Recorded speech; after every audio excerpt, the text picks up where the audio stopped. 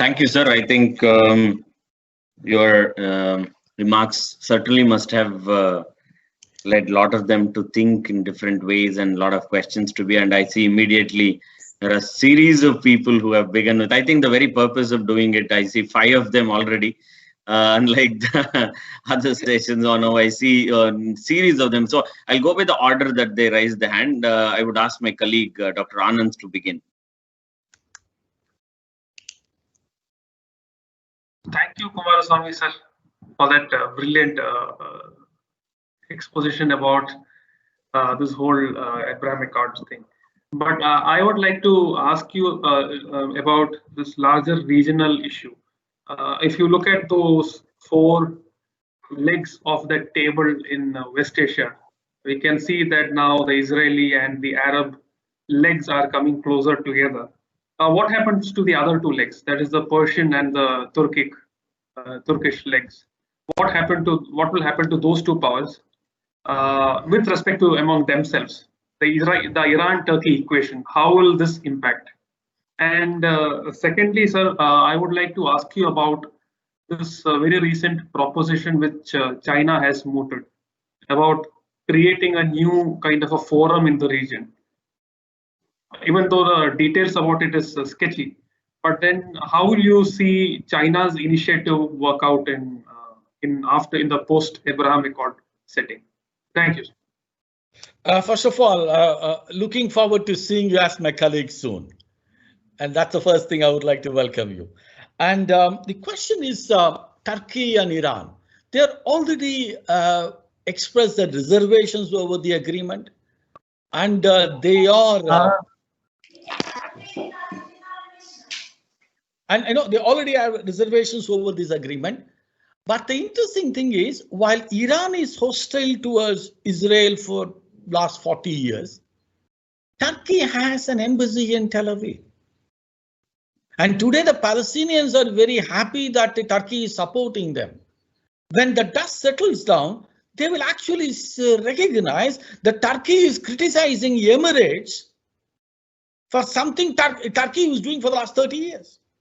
If you're talking about the Emirate is going to fly to Israel, Turkish Air is flying to Israel almost 6 flights a day.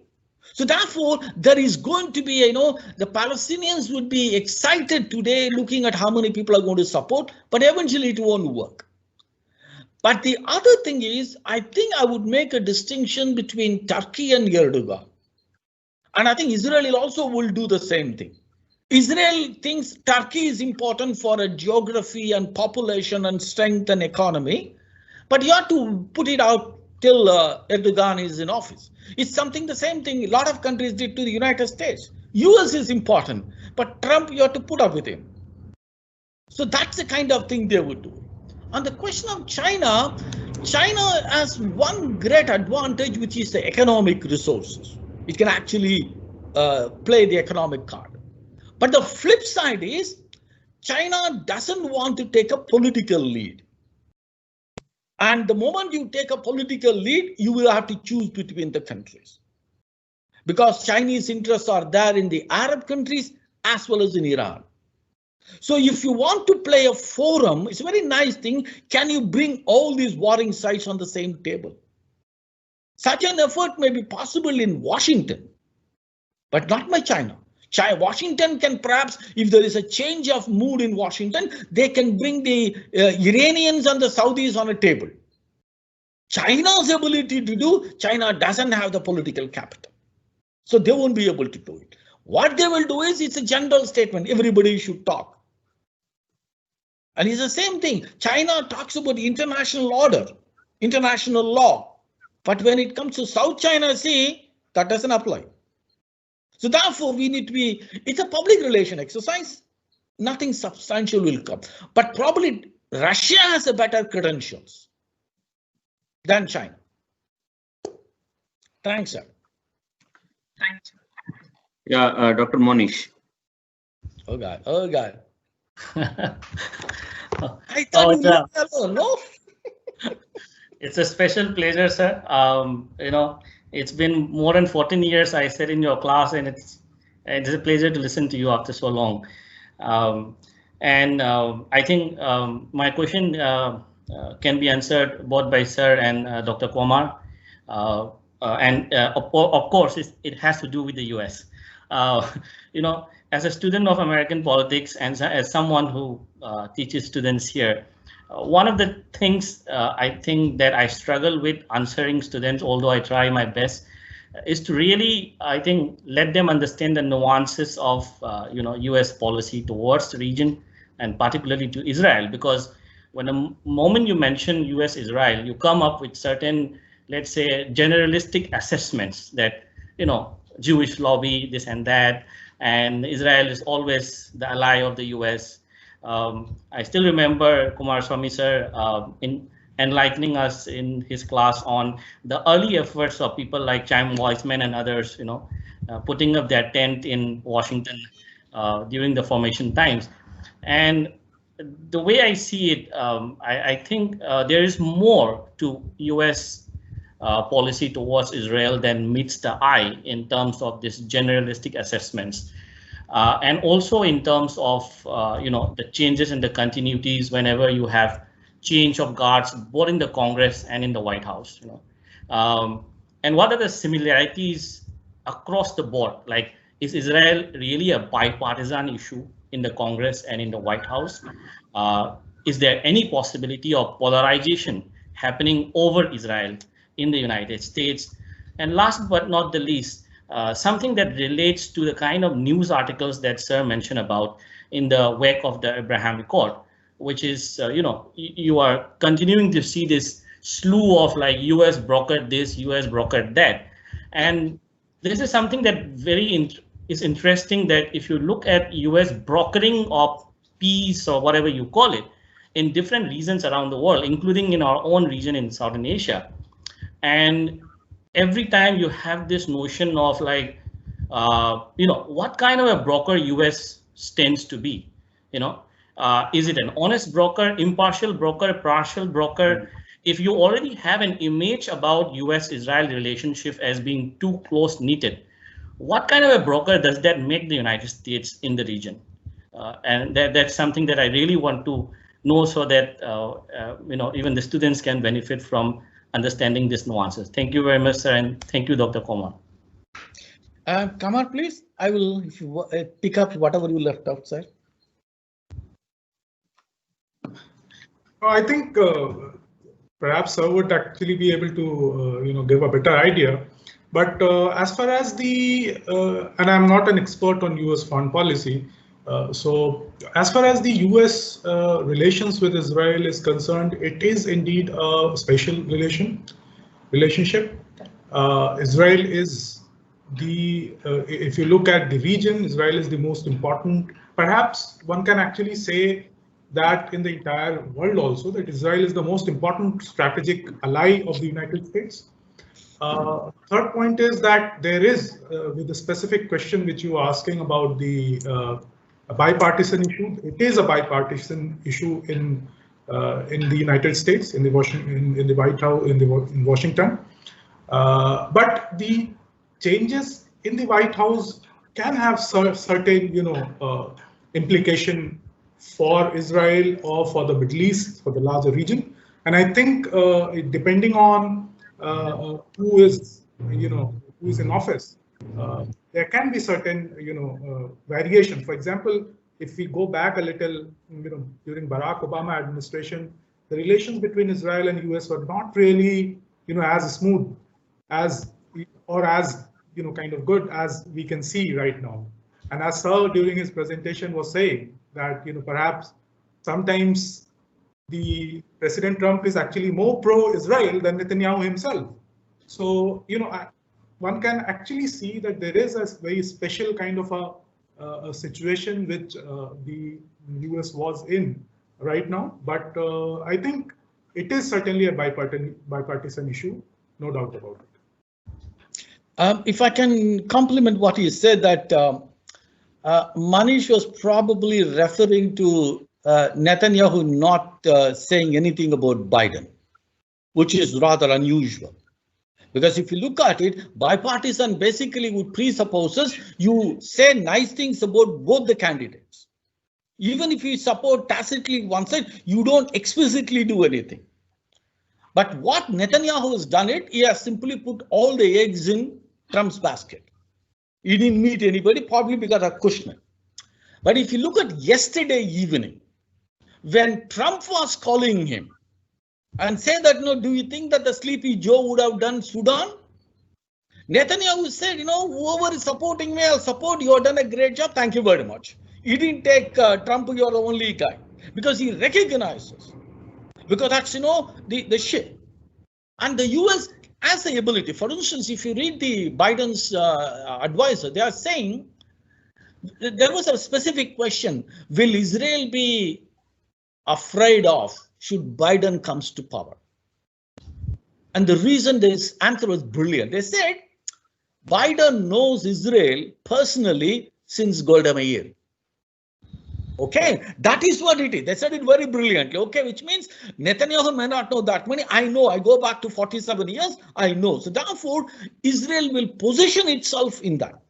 And the larger question, yes, Israel is a domestic issue, but Israel is also much more than a domestic issue. Merely reducing it to a domestic issue would not serve justice to that. If you look at it on a whole range of issues, there are convergence of interest. There is an interest convergence between Israel and the United States, which you can measure in terms of voting in the UN General Assembly. You can pick up any number of things. And whenever there is a US makes a foreign policy initiative, the first country to support is the United States. So when you're looking for an ally, it is not that, issue-based support. No. It is basically, you are my friend, whatever you do, I support. I think in that kind of dependability, that is important. And that is works both ways. Israel is able to depend on the United States. US is also able to depend on the Israeli leadership. I think that is what it is. And the final question of peace deals, we can go into the details. But if you look at the agreements from 1948, you do not have a single peace agreement without active American involvement. Not one. But that doesn't mean every time US is involved, you are successful. No. But all the successful agreement had a very enormous American component. Thanks once again, Manish, for taking your time. Thank you. Yeah, Nadeem Ahmed. Yes, thank you. I'll try to make my question as brief as possible. Dr. Mudassir Qamar touched upon this topic about how the editorials, especially the Saudi Arabia, Emirati newspaper editorials, Sharq al-Awsat, Khalij Times, Arab News, all these editorials have had, the recent articles have been reflecting a different dimension and have been calling for a peace with Israel, directly or indirectly. I mean, but although that's a very recent trend. I mean, I remember before 2010, I've never encountered such articles or such pieces. And all these countries have a large Palestinian diaspora. And when I grew up among some of these Palestinian kids, and whenever I have engaged with them, it's a very sensitive matter for them. And I figured out that it's sensitive, also it's sensitive because of the religious angle, the religious dimension that is attached to it. Now you see some of the sloganeerings that are in Palestine right now. I mean, they call it the deal of shame, and Palestine mashlal bi, Palestine is not for sale. So in such an environment, and the religious communication, the religious seminaries, the religious organizations, they have a very large role to play, I think. I mean, I do not have a particular position in here, but what I have gathered is that a lot of these mosques, a lot of this majlis, they have had special prayer sessions whenever something bad happens in Palestine. That used to be the case.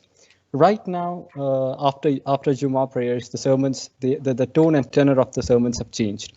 And this is the reality that we are encountering. So how much of a focus, how much of an attention should each of these countries play, give to the religious organizations and to promote a religious dialogue? Because no matter what, the Palestinian question is a prominent issue in the Islamic world.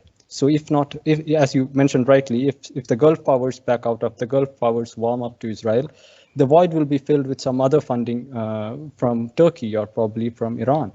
So how can we have a grassroots level kind of a reconciliation in this circumstance? Thank you.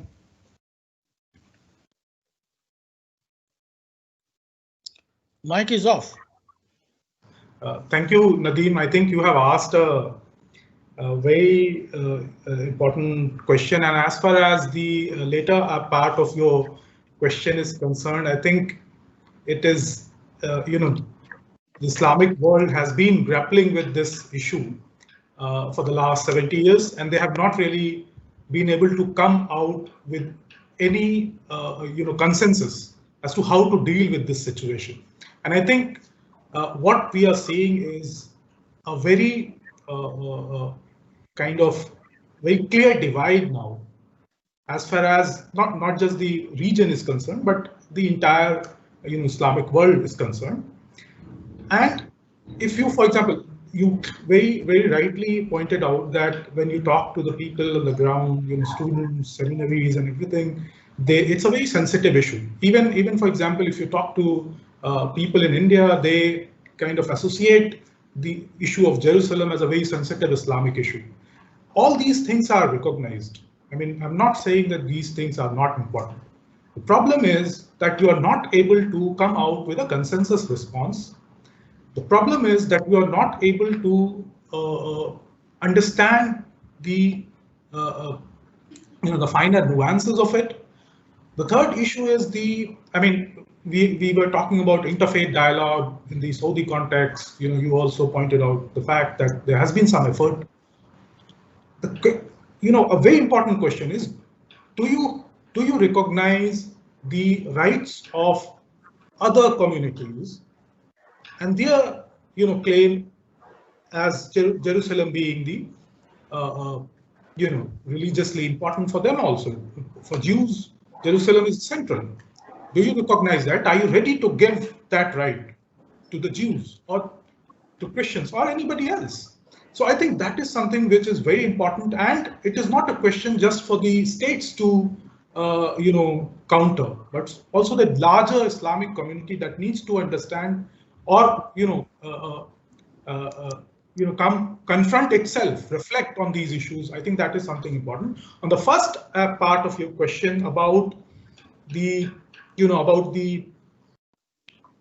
media reports and media columns, actually it's not recent. Even in 2016, one of the former Saudi military officer, Anwar Eshki, he visited with a delegation to Israel, and they talked about, and the context was the Arab Peace Initiative and to promote the Arab Peace Initiative. But he took a delegation. This was the first time when a delegation actually went to Israel, and I recall one of the in 2014, I was doing my field work for PhD in Saudi Arabia, and I talked to some of the people about, and I know that the Palestinian diaspora is there. But if you go back and if you look at Bandar's interview, he said about the problems. For example, the Palestinian support to Saddam Hussein in 1991. So they recall all those things with some degree of pain, in the sense that despite doing everything to the Palestinian, they have not really been so reciprocative towards recognizing the Gulf countries' interest and their own security dilemmas. So I think that is something which needs to be recognized. Even in 2009, there were efforts by Obama administration to try and kind of bridge some of the issues. We know that Qatar and UAE, Qatar and Oman had had trade offices, Israel trade offices after 1903, which continued almost mid 2005, 2006 onwards. So I think all these things, if we bring all these two things together, what is happening right now makes more sense. Thank you.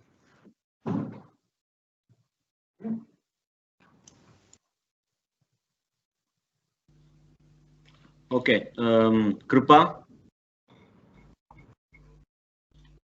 Yes, sir. Sir, am I audible? Yes. Yeah. Sir, so I have 3 questions, and my first question is relating to the presidential election, which is coming up in US. So I was thinking President Trump had a vision for peace plan in regarding Israel and Palestine. So I was thinking, what will be the Joe Biden version of it, and how will it impact the regional politics in a big way? And so my second question is related, we know that amidst this normalizing relation of Israel with Arab countries, we also know that Palestine now could only depend on Iran and Turkey. So I was thinking, how far can Palestine depend on countries like Iran and Turkey, and on what grounds can they be helpful for Palestinians? And so my third question is relating to Israel's normalization. We have seen that Israel have normal relations with Jordan, but there are also other disputes like river water dispute between the two, and so on. So I was thinking when Israel is saying that, or Israel is having normal relations with other countries in the Arab world, so how far it will be and how far it will help Israel to, in counter-terrorism measures against the Islamic terrorisms and all. So, yes, sir. Okay, I will pick up the first and the third question, and I'll leave the second one to Mudassar friend. If you look at Trump has put up a proposal after all these months of behind-the-scene negotiations, and Joe Biden, he has not announced anything. But, if you look at it, they said certain things, when it comes to annexation and others, Joe Biden has expressed his reservations over that.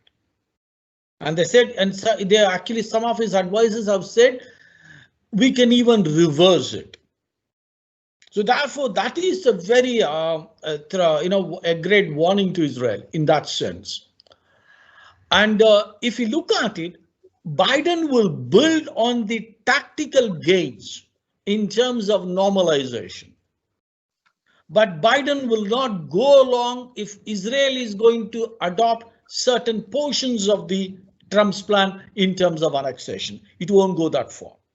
Nothing to do with Biden, but the Democratic Party by itself. Democratic Party is, if you look at it, the Conservative Party is very good for foreigners. You have only one address, you deal with them and matter ends. But if it's a Democratic Party, there are too many guys around and everybody will come their own agenda, especially on issues like human rights, all minority rights, all of them. Quite a lot of countries will be in trouble under a Biden administration. Because, the support base of the Democratic Party is much more diverse. And therefore, the Republicans are much narrow. You are pro-American Matrians. You don't know whatever you want to do. I don't care about it. For instance, Biden will not accept a settlement spree, which Netanyahu wants to do. So that's going to be a thing to watch. And the third question is about Jordan. You are absolutely correct, because that is going to be a real challenge for Jordan at 2 levels. One, the Palestinians are opposed to the normalization. And the Palestinians make up a much of the Jordanian population. Therefore, Jordan's ability to get closer to Israel is greatly limited. At the same time, by Israel getting closer to Emirate, Jordan would be compelled to compete with the Emirates. Basically, if you don't do it, I'll get the Emiratis to do it. So therefore, Jordan will be at an extreme dilemma. At one level, you will have the Arab pressure to move closer to Israel. At the same time, you will have a domestic pressure from the Palestinians not to get closer to Israel. And I think this is going to be a very, very difficult for Jordan. So Jordan may continue the security cooperation, because security cooperation was going on from 1948. But a visible political or economic cooperation would be difficult. For instance, Jordan and Israel agreed last year for the supply of gas. And if you look at it, among all the options, that was the cheapest option available. But there was an enormous domestic opposition. So therefore, people are rather starved than support Israel in that. So in the sense, the rhetoric still is more important, even if what you're doing is what you're calling for doesn't serve your interest. So therefore, Jordan will be an extremely difficult position.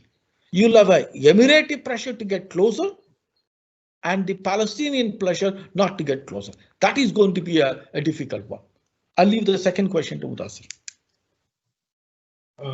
Thank you, sir, and thank you, Krupa, for that question. I think, as I was mentioning during my presentation, and sir also during his presentation mentioned about the Turkish aspect, and the Iranian aspect.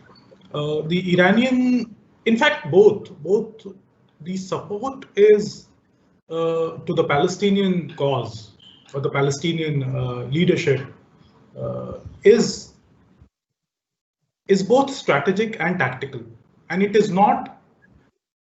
It is more to advance their own interest than actually advancing the Palestinian interest. For example, Turkey, as Sir was also mentioning, has its own relations with Israel. Turkey was the first Muslim country to recognize Israel, to establish diplomatic relations with Israel. They have very robust, had at least till 2008-9, very robust economic, diplomatic, security relations. 2008-9 onwards, Mavi Marmara, things started to kind of derail a bit. It had a lot to do with the party currently in power, the president, his own ambitions. And if you look at it from there on, things have, kind of gone downhill. But even 2 days back, there was a meeting between Jerusalem Chamber of Commerce and Ankara-based economic organization about promoting trade. So when it comes to Turkey, they themselves are promoting trade with Israel, but when it comes to other countries, Gulf countries, they are very sharply reacting to that. If I'm a Palestinian, I will look at not who is blindly supporting me or who is just bringing some donation or some funds to kind of do things. I will look at how can I maximize my own interest? How can I achieve my own goal? And what is your goal? Your goal is to have a state. That is the first thing. And if Turkey is really honest and kind of sincere in achieving my goal, I will perhaps take help from Turkey. Or whether Turkey can actually help me achieve that goal.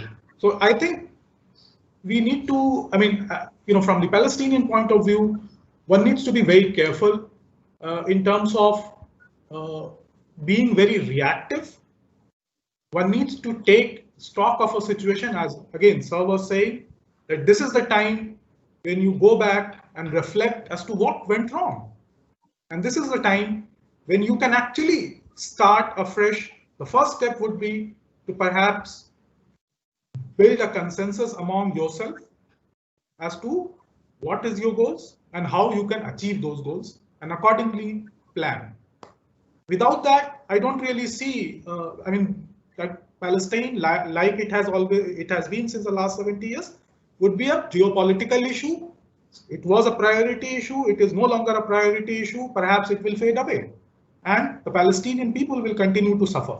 So I think it's a very important time for Palestinians themselves to go back and reflect. Thank you. Yeah, Ms. Purnima. Yes, sir. With the recent threat posed by the ISIS on Saudi Arabia and its oil industry, majorly referring to its support to its neighbors' normalization of relations with Israel, how big is this threat posed by ISIS? And will it influence Saudi Arabia's decision on its normalization of relations with Israel? And that said, a sub-question, what are the prospects and challenges for Saudi Arabia to normalize its relationship with Israel? I will answer the second part. Probably Mudassir will answer the first part of ISIS. If you look at this, the Bahraini relations with Israel would not have happened without the Saudi support. A tacit support in Saudi Arabia is a precondition. I would say the same thing about Emirati. Given the personal relation between the two leaders, Saudi Arabia had a role in the Emirati normalization. So having said that, Saudi Arabia is not in a hurry. Because 2 days ago, an Israeli writer has mentioned, Israel opened an office in Bahrain 11 years ago. Today, they are only changing the nameplate. So therefore, this is what it is. Israel is not interested in the symbolic thing. They want substance. So even if Saudi Arabia did not move, I am not so sure nothing is happening between the two countries. They may not have a flag and an embassy and a CD car. And if you look at the same thing happening even with Iran, they never had an embassy in that sense. But whoever was appointed in Tehran had direct access to the king. With no ambassador will have it. Probably American ambassador is the only one who will have a direct access to the ruler. But Israeli diplomat had. So therefore, Israel will not be worried about symbolism. So I'm sure that something substantial is there.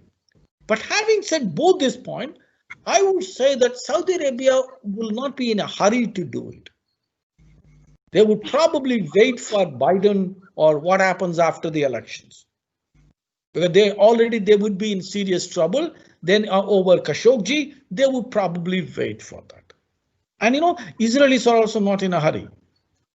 Time is on their side, they can wait for a while. Yes, sir.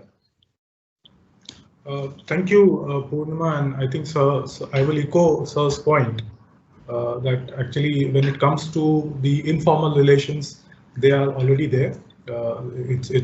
It's not a secret anymore. I mean, the informal relations between Israel and Saudi Arabia have been there for some time.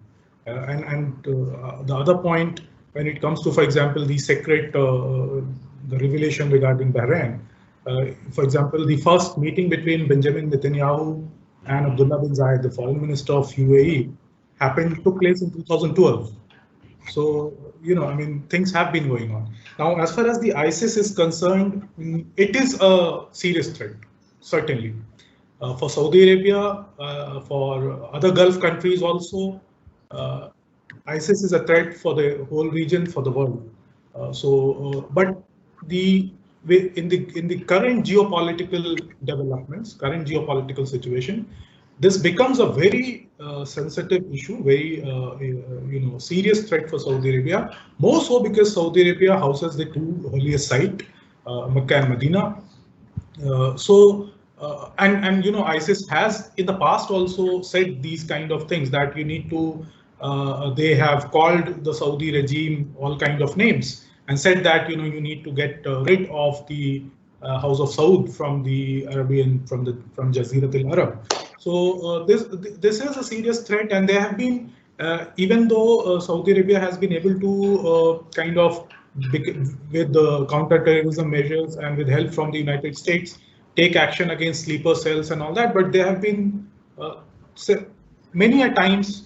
Almost every few, if not months, every few couple of months, there would be one sleeper cell or the other of the jihadist group, either of ISIS or of Al-Qaeda, coming to light, and action is taken against them. So as far as the Saudi security point of view, it is a very serious threat, and they take this threat also very seriously.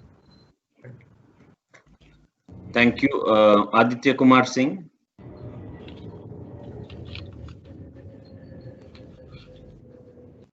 Aditya. Thank you, sir. Yeah. Can you hear me? Yeah. Yes. I have a couple of questions. One for Dr. Mudisar and other one is for Professor Kumaraswamy. Now, my first question is to Dr. Mudisar. Sir, you talked about Palestine losing the biggest key they had, that is the normalization relationship with the Arab world.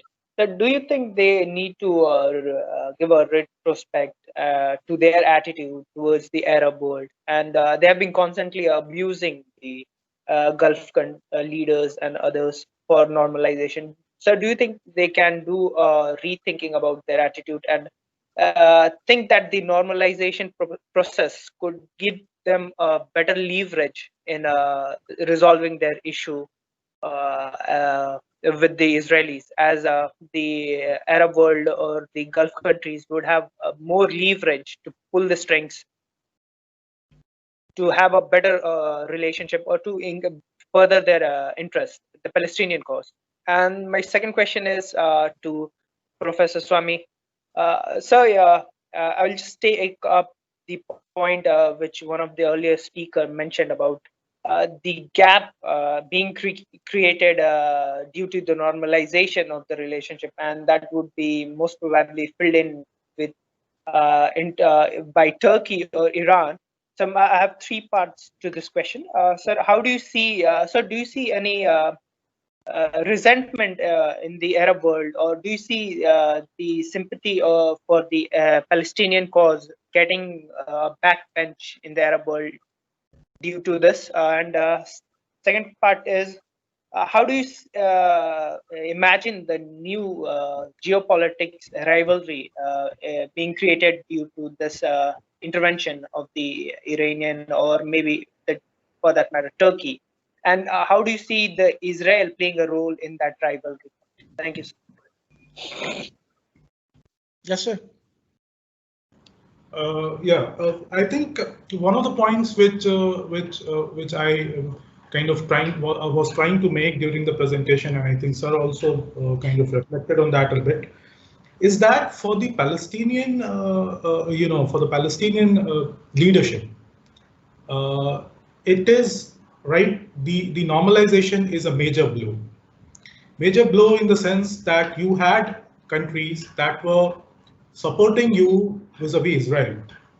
Now they are no longer kind of, even though they are saying that we will support you, we still support you, they have made a subtle shift, not at the cost of their own interest vis-a-vis Israel.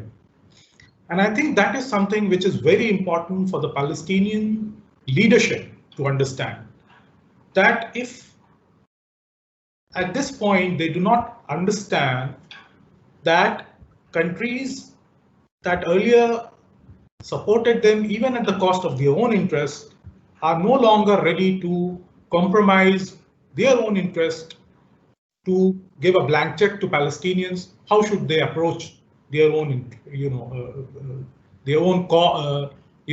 movement or whatever you call for their, achieving the statehood? And I think that is something very important. They certainly have lost a leverage. It has made the Arab Peace Initiative, which preconditioned Israeli resolution of Israeli-Palestinian conflict to normalization between Arab and Israel, more or less. Now that Arab Peace Initiative is dead. I would be kind of say, putting myself from the Palestinian perspective, I think this is a very big moment of truth, as one can say, for the Palestinian leadership, and it is high time that the Palestinian leadership comes together and reflects on their attitude and behavior, and look forward in a more positive manner than continuing with the negative attitude. Okay. Thank you. Arushi? Second question. 1 second. Sir, go ahead. The second question. Sorry, my friend. On the question of Turkey and Iran, if you are from a Palestinian point of view, you have to accept whoever is ready to support you at this point of time.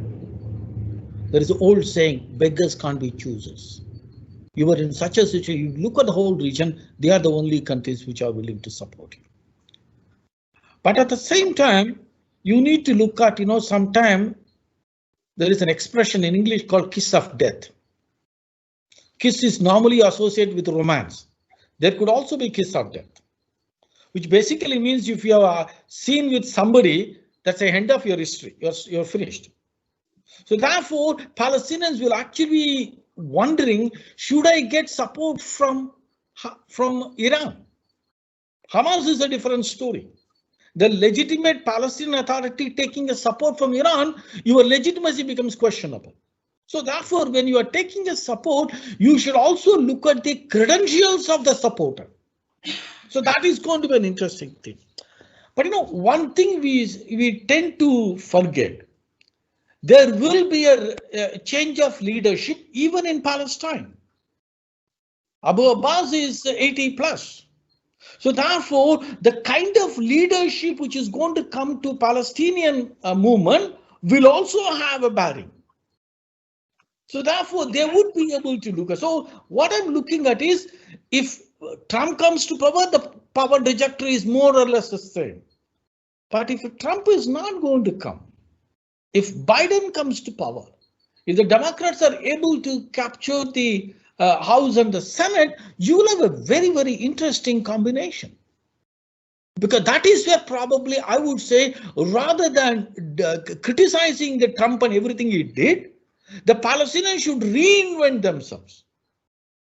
Okay, to align themselves in such a way that you could change without offending anybody. If the Palestinians think that, okay, Biden going to undo everything Trump did, then they are in for a trouble. But Trump might give them an opportunity to get out of the mess you have created yourself. That would be, I would probably look at the impending change in the Palestinian leadership and the liability and assets of taking support from Turkey and Iran. From an Israeli point of view, Turkey was important because Turkey was one of the very few Islamic countries ready to talk to Israel. Today, I have more countries at my disposal. Therefore, Turkey also no longer has a leverage. It had a leverage. But now, yeah, you're one more country. But today, in financial terms, Emirate is much resourceful than Turkey, and Emirate is. So therefore, Turkey also lost its leverage. At the same time, while supporting the Palestinians, Turkey is not ready to end its diplomatic relations with Israel. You also recognize it comes with a cost. Okay. Arushi? Yes, sir. Am I audible? Yes. Yes. Yes. Thank you to all the speakers for really valuable insights. I learned a lot. And so my question is, it pertains to the 7th paragraph of the agreement. So this paragraph reads, the parties stand ready to join with the US to develop and launch a strategic agenda for the Middle East in order to expand regional, diplomatic, trade, stability, and other cooperation. So some experts are of the opinion that this can be seen as a handout and a pretext for wider security cooperation, even a regional security architecture. Yet the treaty does not call for a mutual defense alliance, so it cannot be reasonably interpreted as as being specifically pointed towards Iran. In fact, some Emirati officials wanted to avoid any such impressions entirely. Even so, some observers may argue that paragraph 7 will unite those governments in the region who are uncomfortable with political Islam, perhaps encouraging them to form an axis against states who ardently favor it. For example, like Iran, Turkey, and Qatar. So, sir, my question is a regional security architecture part of the consideration, and can it be a feasible future outcome of the accord? Thank you, sir. Okay, if I take the liberty of answering this question, since the end of the Cold War, people are talking about a regional security architecture. There are even efforts to say, can we replicate ASEAN model to the Gulf? And some of the Gulf countries also tried 6+2 with Egypt and Syria. And if you look at the thing, Iran is a threat, which a large number of countries agree in the Gulf. But if you look more closely, Iran is not the primary threat. Most of the countries are threatened domestically. And therefore, how you are going to, your regional security architecture is going to help you.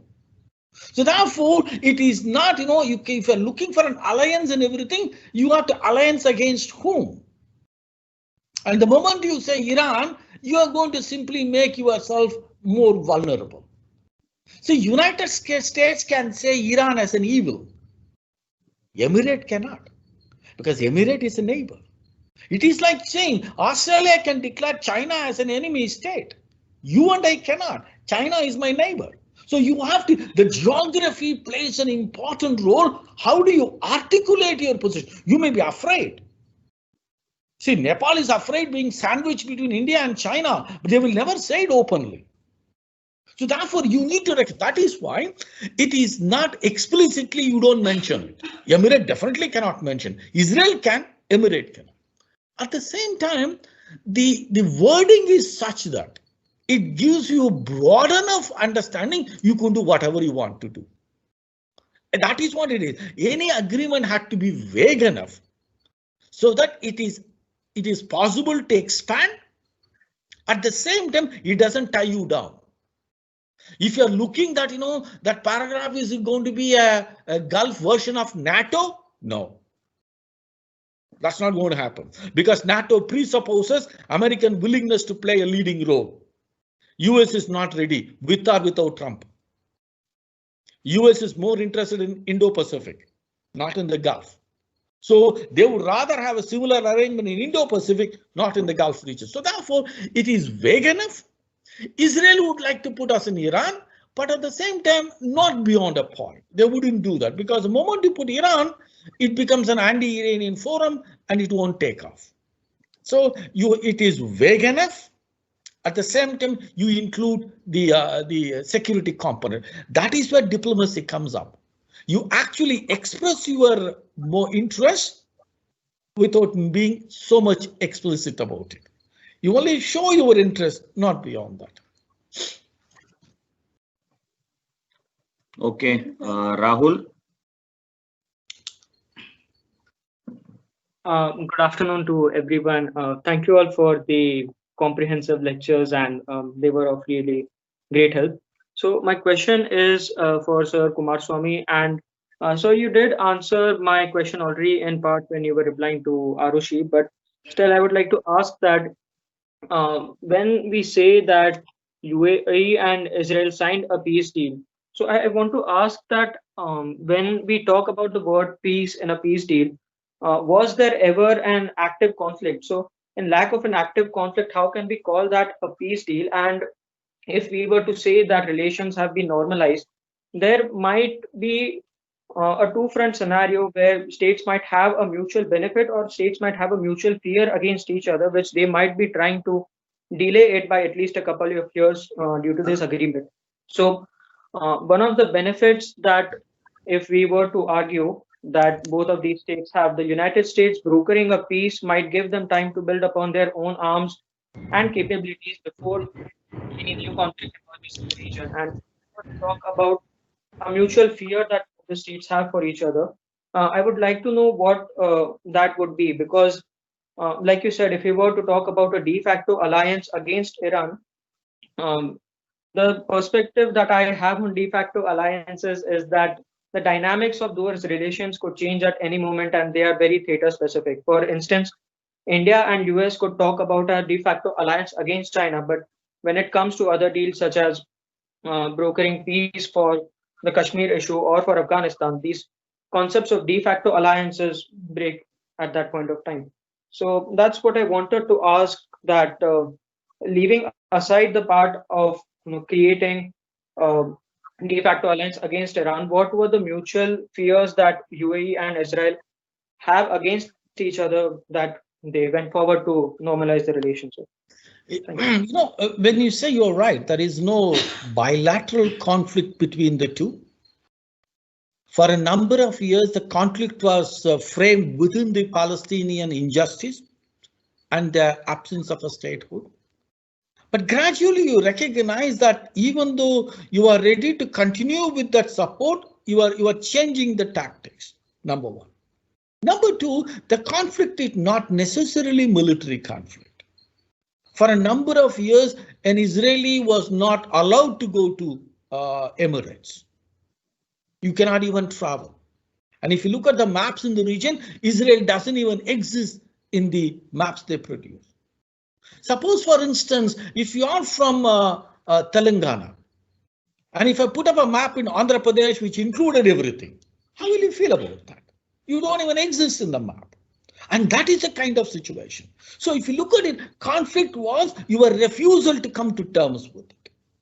And gradually things were changed. So when you say I have a peace means, I'm not saying you become a great buddy, but I'm saying that you are willing to look at the other. I may have a differences. Your five finger is not same. They are different. So the difference was that previously what was happening was they were not ready to talk to each other because of the Palestinian question. But today they say, okay, I have a difference. Let's talk about other issues. That is the kind of things. This alliance, I'm not so sure India would be, let's not get into too many issues, but Iran would be a one. But what I would say that it's not just about Iran alone. You know, all said and done with all the wealth, Emirate is a small country. And Samina ma'am put the figure that no, Emirati population and Israeli population is almost same. There is one big difference. In the Israeli case, the population of Israel is the population of the citizen population. If you look at Emirate, almost 88% of the population is a resident population. That is, they are expatriates. The citizens make only 12% of the population. So therefore, when you look at the security, Emirate is a small country. And a small country you and I may not understand because it's a huge.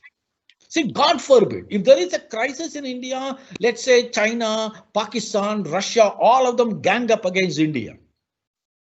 We can shift the capital to Manipal campus and India will still be there.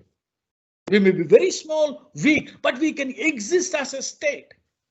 But if you look at in Israel, the shortest distance between the Mediterranean and the West Bank is 11 miles. Sorry, 9 miles, 16 kilometers. 16 kilometers is the distance between my house and CR Park. Not even the airport. It's shorter than that. So therefore, Israel is a small country, Emirate is a small country. So therefore, when they look at it, they were saying Iran is only one part of the story. And what they're trying to do is by expanding their economic and technological capabilities, they can actually improve the security things. Security doesn't mean military. It's basically a sense of confidence. Can I manage it? That is what it's about. See, you can ask any question to your professor because he gave you that comfort level. That is what he would say. You are more confident. The same thing, if you probably come to me, you will be shivering. Oh, what kind of this guy I am?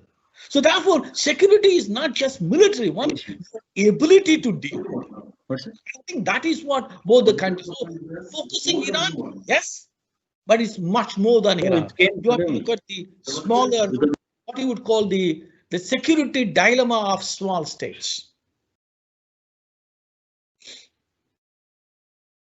Thank you, sir. I think we have one last question by Ms. Purnima. Oh God, again, second question. Then you have to buy me a coffee. Otherwise, I'm not giving a second answer. I think she will. Okay. Go ahead, Purnima. Picking up from your argument that Russia could be a better peace broker in the entire West Asian region, does Russia really have the kind of resources to be a peace broker? And most importantly, does it have the intent, provided that it has its own stakes to secure in the Mediterranean and it has its own vested interests? So how is it possible? How can Russia be considered a better peace broker in the region than the United States? You know, I only understand Russia. Rest of the things are lost in the transit, but I could try to answer this question. Can Russia be a better peace, broker than China? If you look at it, if there is one country which is talking to all the parties in the region, that is Russia. Israel and the Palestinians, Hamas and Fatah, Syria and Turkey, and Saudi Arabia and Iran, all these countries, even Egypt and Israel, all of them. I cannot think of, United States doesn't do it, China doesn't do it, because not in the political sense. They only talk bilateral issues, they don't talk multilateral issues. Russia has the only power which is capable of doing this, but Russia comes with a baggage. It doesn't have a roadmap. Okay, I talk to everybody, I don't know what to do with that. Okay, that's the kind of dilemma. I know everybody, but I'm not able to capitalize on this situation. And that is where US is still the dominant player. Even though US doesn't talk to a lot of people, whether it's a Hamas, whether it is the Syria, all of them, but US still has a leverage primarily because it has a roadmap. It has the ability to do it. And Russia, even though it has a better equipped, it doesn't have the roadmap. And with the permission of the chair, can I ask questions to you also? Nanda sir? Sir, please go ahead. Okay. Please go ahead. Okay, guys, this is, it's an exciting, what I would say, the gathering which we have had. But all I'm asking you is, if you ever, as long as you're working on the Middle East, for me, Middle East from Morocco to Iran, any aspect, you can even work on cutlery in Middle East, I don't care. As long as you're working on Middle East, just, always don't hesitate to trouble us. See our website, ask me questions, maybe, we will come again and again, we will have a conversation.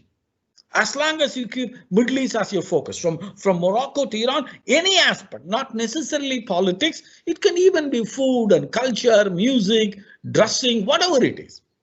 And I'm extremely grateful to Nandakumar sir for bringing all of us together. It's really great. This day is all the more important because on this day, 11 years ago, we started the Middle East Institute. Exactly this date. This is the day we got our formal papers accepted by the societies. Forum for Middle Eastern Studies, it was registered on this day. So for us, this is a foundation day. And I don't know how Nandakumar picked it up. It is really grateful to you, sir. It's absolutely grateful. I'm delightful all the questions you're asking for everybody. And God willing, we'll see next time in person. I love to come to Manipur and all the whole team we would like to bring, including Ambassador Sanjay Singh sir and others. We will come to Manipal for a direct face-to-face interaction, not just on the Google team. Sure, sir. Thank you. Thank you so much. And I think we planned it and it finally ended up on a 24th. It wasn't that we wanted it to be this way. We wanted it to be a little earlier and it happened. So, and I think it happened for a reason. I think it's been eventful and I think the way it picked up in the last session and all of them waited for, I think, to listen holistically and then ask questions, I think so. So I'm glad that most of them made use. I'm sure many of them would continue to have a lot of questions which they can post to you and interact in the days to come. And those of them interested in the subject, I've always said them to get in touch with and or whichever they find it convenient. And this would certainly not be the last one. It would be only the beginning. One small thing, me and Mudassar could actually build on what Ambassador Sanjay Singh sir and Sabina ma'am actually provided the information. Exactly. We won't be able to say anything. We don't have to go back to the details. So we built on. We are on the 14th floor, but they were the foundation for the talk today. Absolutely. I think that's the way seminars are. And I think for me, a success of a webinar or a seminar is also due to the number of questions that we have. So that's how we measure it. And from that perspective, it's been extremely enriching and we learned a lot. And we would continue to engage in days to come in many more different ways. And as you mentioned, we would be more than happy to host you at Manipal. We would certainly want to have all of you and have a one-to-one talk, and we would engage in different way. And I would also request my students to get in touch with all of you at the MEI and then make the best use of it. And So formally at the end, I would want to thank each one of you, more so specifically Ambassador Singh, for having taken his time in the busy schedule and being party to this, and then accepting to deliver a lecture, an exceptional lecture this morning, and then followed by Dr. Samina Hamid. I think that was brilliant in the sense the numbers and many other things, that the way she put it across. More so, being students of geopolitics, our students are very keen to look at the maps. And I think that went extremely well for us. And then followed by Mudassar. We wanted that perspective. In fact, otherwise it would be lost in as if we are celebrating the accord. So we wanted that component too, and it was well balanced by him. And then followed by Anyway, that was an expected outcome at the end. And as usual, I think things went extremely great. I'm really grateful to my head of the department, Dr. Arvind Kumar, and then my colleagues who also equally engaged, and special thanks to my colleague, Dr. Anand. He helped me in setting up this whole event in terms of creating this mode and everything. So my special thanks to him, and to my two research scholars, Mr. Nadeem and then Ms. Purnima. Both of them took responsibility, and they have also agreed to make the report of this particular seminar. So they would make the transcript and keep it ready, and then we would share, and then we can probably publish it in whichever possible manner. So thanks to all of you. My special thanks to Professor Kumaraswamy for believing that we can do this together and then take this relationship forward. And to all of you for being kind, and all the participants for your patient listening and being party to this for the last 2.5 hours. So kind of you. And have a great day ahead. Take care. Thanks. Namaste. Thanks. Thank you very much. Have a nice day and have a nice festive time ahead. Thank you. Thank you very much.